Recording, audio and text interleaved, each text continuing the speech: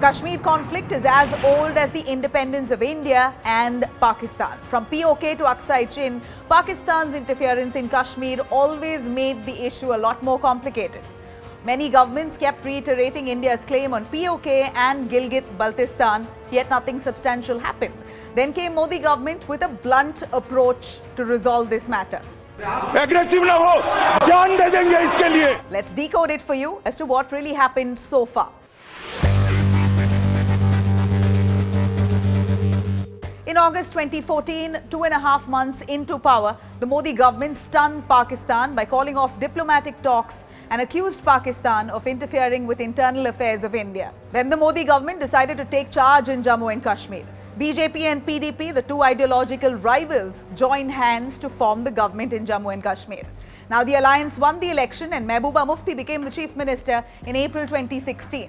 But terrorism grew during this period and violence erupted after the death of HIZBUL top commander BURHAN WANI in July 2016. Around the same time, action against separatist Kashmiri leaders intensified.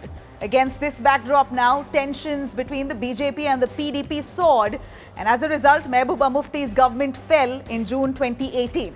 In February 2019, terror struck the Kashmir Valley that cost the lives of at least 40 soldiers in Pulwama. But India this time retaliated with an airstrike. India bombed a terror camp at Balakot in Pakistan. So how did things change in Kashmir after Modi government 2.0? अनुच्छेद 370 के सभी खंड लागू नहीं होंगे सिवाय खंड 1 के. In May 2019, Modi government again won Lok Sabha elections with record margins and took the biggest decision for Kashmir in August 2019. The Article 370 was revoked in Jammu and Kashmir. It was stripped of all its special status, and Ladakh was split from Jammu and Kashmir. Both units were made into union territories. And then came time for assembly elections in these union territories. It was the first election since the revocation of Article 370.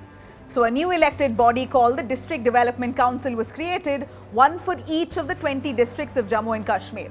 Then the process of delimitation began. What's delimitation? Delimitation is basically an act of redrawing boundaries of an assembly or Lok Sabha seat to represent changes in population over time. Now, after the abrogation of Article 370, assembly seats in Jammu and Kashmir were increased from 107 to 114. So it became necessary to reorganize existing constituencies for the upcoming elections. What's happening now? As of now, the assembly elections in Jammu and Kashmir are on hold. Prime Minister Narendra Modi has called for meetings with leaders from Jammu and Kashmir in New Delhi to strengthen political process in the Union Territory.